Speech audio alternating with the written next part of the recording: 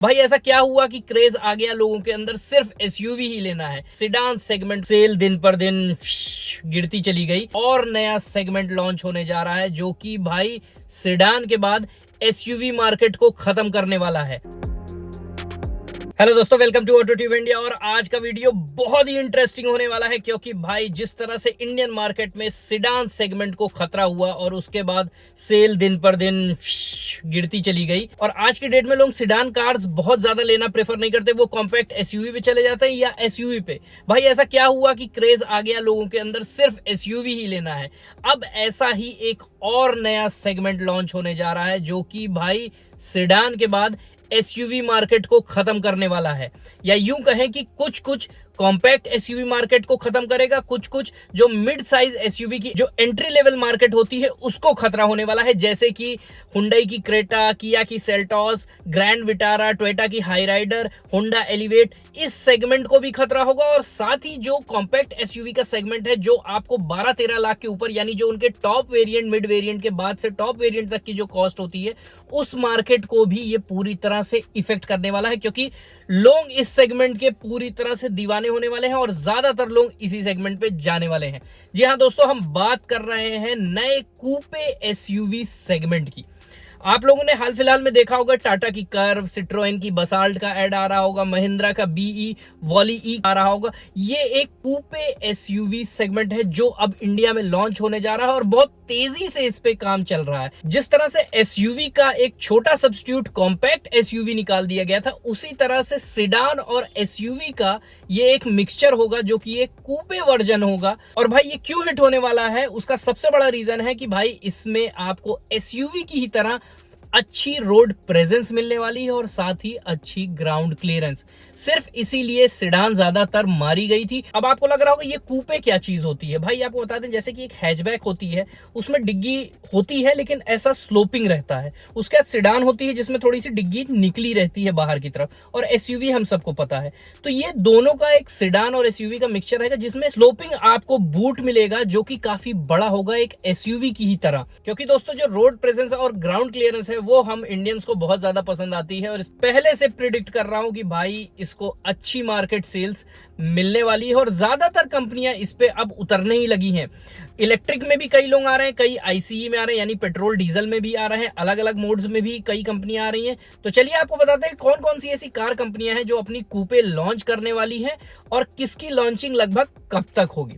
तो सबसे पहले नंबर पे आती है भाई टाटा की कर्व, क्योंकि हम लोग ने अभी भारत मोबिलिटी इवेंट में देखा था काफी हद तक प्रोडक्शन रेडी हमें नजर आ रही थी, तो यानी लॉन्च बहुत करीब है। और साथ ही हमें यह पता चला है कुछ लोगों से बात करके कि एक आध महीने के अंदर ही टाटा अपनी कर्व को लॉन्च करने वाला है, जो कि नेक्सॉन के प्लेटफॉर्म पे बनी है लेकिन थोड़ी सी डायमेंशन में बड़ी होने वाली है और ये बहुत हद तक हैरियर से भी बहुत कुछ इसमें लिया गया है। तो यानी नेक्सॉन और हैरियर के बीच में ये होने वाली है। उसकी जो प्लेसिंग टाटा करने वाला है वो इस तरह से करने वाला है और जो गाड़ी भी होगी साइज वाइज भी वैसी होगी, फीचर्स वाइज भी ऐसी होगी कि दोनों के बीच में ही आएगी और कैपेबिलिटी वाइज भी दोनों के बीच में ही आएगी। तो आपको बता दें, एक्सटीरियर लुक की बात करेंगे तो आपको फ्रंट से ये थोड़ी सी नेक्सॉन और हैरियर की झलक दिखेगी, साइड से थोड़ी सी आपको डिफरेंट दिखेगी क्योंकि ये जो कूपे डिजाइन है वो आपको नजर आएगा, जो पीछे की तरफ स्लोपिंग डिजाइन है। हाँ, जो नेक्सॉन से ऊपर और इसको जो एसयूवी वाला जो चीज मिल रहा है वो है इसका ग्राउंड क्लियरेंस, साइड प्रोफाइल, और साथ ही साथ जो इसमें एलॉय व्हील्स मिलेगी उसमें 17 और 18 इंच के व्हील साइज मिलेगा। तो यानी एक एसयूवी वाली कैपेबिलिटी आपको एक सिडान कार में ऐड हो जाएगी। वहीं बैक से भी देखेंगे तो पूरा नया लुक इसमें आपको देखने को मिलेगा। साथ ही इसमें आपको पावर टेल गेट मिलेगा और साथ ही आप जब बूट ओपन करेंगे तो आपको एक चीज महसूस होगी कि बड़ा बूट स्पेस मिलेगा, यानी 400 लीटर से ज्यादा का ही आपको इसमें बूट स्पेस मिलने वाला है। वहीं इंटीरियर की बात करें तो आपको शानदार इंटीरियर मिलेगा क्योंकि टाटा की जो नई डिजाइन लैंग्वेज आई है उसमें इंटीरियर काफी शानदार हो गया। चाहे वो इंफोटेनमेंट सिस्टम की बात करें, चाहे इंटीरियर लुक्स की बात करें, चाहे इंस्ट्रूमेंट क्लस्टर की बात करें, तो हैरियर वाला यहाँ बहुत कुछ आपको नजर आएगा। और साथ ही सेफ्टी में हम सब जानते हैं कि टाटा को भाई अच्छी खासी safety, 6 airbags, ABS, EBD, hill hold, हिल असिस्ट जैसी चीज जो है वो ऑलरेडी इस कार में आपको मिलेगी ही। साथ ही मिनिमम आपको 200 mm का ग्राउंड क्लियरेंस तो इसमें मिलने ही वाला है। इंजन की बात करें तो आपको ये पेट्रोल और डीजल दोनों में अभी लॉन्च की जाएगी और बाद में 2025 में इसका इलेक्ट्रिक वर्जन आएगा जो लगभग आपको 400 से 500 किलोमीटर की रेंज देगा। लेकिन हाल फिलहाल में जो पेट्रोल डीजल इंजन लॉन्च होगा वो आपको नेक्सॉन वाला ही इंजन इसमें ऑफर किया जाएगा, जो कि मैनुअल और ऑटोमेटिक दोनों के साथ मिलेगा। प्राइसिंग की यहाँ बात कर लेते हैं भाई। प्राइसिंग यहाँ नेक्सॉन जो शुरू होती है वो लगभग 8 लाख से लेके 16 लाख तक जाती है। वहीं हैरियर की भी प्राइस देखेंगे तो 15.5 से लेके 26.5 लाख तक जाती है। इसकी जो प्लेसिंग है ना वो बीच में होगी, यानी 9,99,000, 10 लाख से लेकर ये लगभग 18 लाख तक इसकी प्राइसिंग जाने वाली है, जो सभी वेरिएंट्स है। तो कोशिश यही रहेगी कि जब ये 9 लाख की होगी तो जो मैं आपको बोल रहा हूँ ना क्रेटा वाला सेगमेंट जो है लगभग 10 लाख 11 लाख से शुरू होता है। क्रेटा हो गई, सेल्टॉस हो गई, हाईराइडर हो गई, एलिवेट हो गई, ये सेगमेंट में ये एंट्री लेवल हो जाएगा। ठीक है, तो वहां से जब ये शुरू हो जाएगा तो लोगों को एक ऑप्शन मिल जाएगा कि भाई वही एसयूवी वाला मजा ही है और आपको मिल रहा है, क्योंकि एसयूवी भी ज्यादातर जो entry level mid size SUV होती है वो 5 सीटर ही होती है। तो वो सारी कैपेबिलिटी आपको इसमें ही मिलेगी।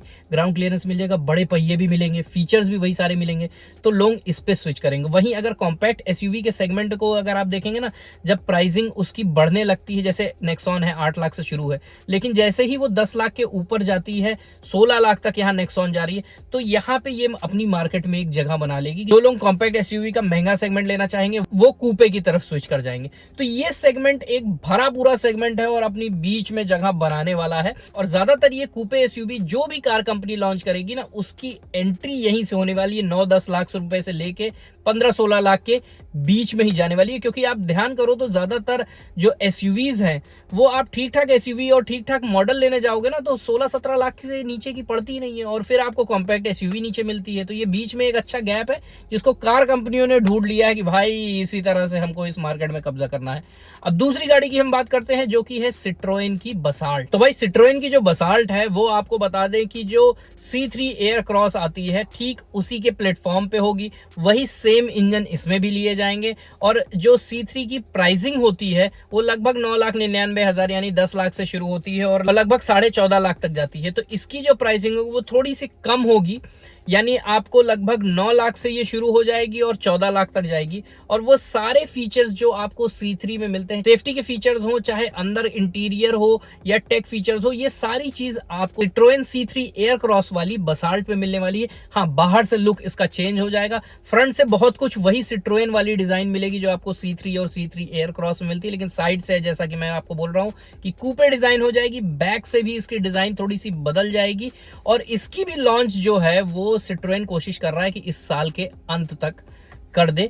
तो ये एक सेगमेंट सिट्रोएन जैसी कंपनी जो इंडिया में अभी कुछ साल पहले ही आई है, वो भी भाप लिए कि भाई हमें इस सेगमेंट में उतरना चाहिए, क्योंकि हम एक साथ दो सेगमेंट्स को हिट कर पाएंगे। ये हो गई बात सिट्रोएन की। अब एक और कंपनी है, इंडियन कंपनी, अपनी महिंद्रा, जो कि भाई बड़ी तेजी से महिंद्रा की गाड़ियां सेल हो रही है। और टाटा जो दूसरे तीसरे नंबर पर रहती है ना, महिंद्रा बहुत तेजी से सेल के करीब आ रहा है और महिंद्रा अब दूसरे तीसरे पोजीशन में हाईएस्ट सेलिंग कार्स में इंडिया में रेस में शामिल हो गया है। तो भाई बता दें कि महिंद्रा ने भी इस चीज को अच्छी तरह भाप लिया और महिंद्रा एक नहीं 3 अपनी कूपे एसयूवी को लॉन्च करने वाला है। सबसे पहली जो है, लेकिन आपको बता दें कि ये तीनों ही इलेक्ट्रिक में होने वाली है। जो सबसे पहली एंट्री लेवल उनकी कूपे एसयूवी होगी वो BE वॉल E होगी, जो कि मैंने भारत मोबिलिटी में आपको ये दिखाया था। ये आप देखो, बहुत ही अट्रैक्टिव, बढ़िया ग्राउंड क्लियरेंस दिख रहा है, ऑफ रोड टायर्स दिख रहे हैं। मतलब महिंद्रा का जो कॉन्सेप्ट है ना वो नेक्स्ट लेवल चल रहा है भाई। वो ये कोशिश करता है कि मैं एक इलेक्ट्रिक कार बनाऊं ऐसी कि जो ऑफ रोड कैपेबिलिटी के साथ भी आए, तो वो यहाँ महिंद्रा ने दर्शाने की कोशिश की है। और साथ ही महिंद्रा ने ना अपने कूपे सेगमेंट को भी 3 भाग में बांट दिया है। ये समझ लो कॉम्पैक्ट वाला उनका कूपे सेगमेंट होगा, और साथ ही अगर मिड सेगमेंट में जाएंगे तो BE5 उनकी आने वाली है। हालांकि उसके बारे में अभी बहुत कुछ नहीं नजर आ रहा है उससे ज्यादा, बल्कि उनकी E9 जो है, जो एक बड़ी कूपे एसयूवी है, वो नजर आ रही है ट्रायल्स पे। लद्दाख में भी अभी उसको कई बार देखा गया है। तो वो एक अच्छा सेगमेंट में हिट कर रहे हैं, लेकिन वो काफी महंगी हो जाएगी। लेकिन जो वॉल ई होगी, ये इलेक्ट्रिक कार आपको वही नेक्सॉन और MG ZS EV के बीच में ही इसकी प्राइसिंग होने वाली है। तो एक तरह से ये भी एक कूपे सेगमेंट में महिंद्रा भी उतरने वाला है। हालांकि जो कूपे सेगमेंट है वो कई ब्रांड्स इंडिया में ऑलरेडी लेके आता है, जैसे मर्सिडीज की GLC है जो कूपे में आती है, उसके बाद BMW की आती है, ऑडी ने अपना स्पोर्ट्स बैक करके कूपे वर्जन लॉन्च करती है। तो इस तरह से ये गाड़ियां हैं तो, लेकिन ये काफी एक्सपेंसिव पड़ जाती हैं। लेकिन जो मिडिल क्लास के लिए जो कॉम्पैक्ट SUV, जो entry level mid size SUV होती हैं, उसकी जगह ये अब एंट्री करने वाली है। भैया समय का पहिया घूमता है। जिस तरह से एक तरह कह लें कि सिडान मार्केट से गायब हो गया, अब मुझे लगता है कि ये सेगमेंट्स चलेंगे, चाहे कॉम्पैक्ट SUV हो, चाहे SUV entry level mid size SUV का सेगमेंट हो, लेकिन ये अब एक तरह से एक बीच में एंटर हो जाएगा और मुझे लगता है ये भी सेगमेंट काफी हद तक हिट होने वाला है। दोस्तों आप बताओ आपकी क्या राय है, क्या आपको लगता है कि ये सेगमेंट कॉम्पैक्ट SUV और SUV के बीच में अपनी जगह बना पाएगा कि नहीं? कमेंट सेक्शन में मुझे बताना जरूर। तब तक के लिए बाय बाय, टेक केयर, जय हिंद।